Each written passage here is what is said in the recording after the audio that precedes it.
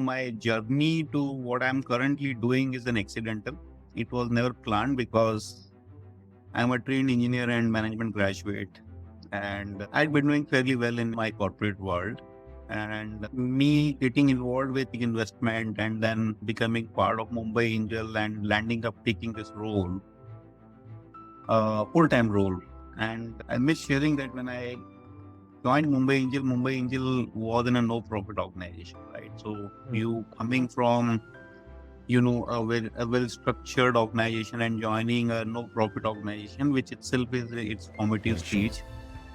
The industry existence was not there, so nobody used to talk about startups those days. So my exposure to this industry was an accidental, and I actually started enjoying this particular role of buying good ventures and then investing and then working with them. I started liking it.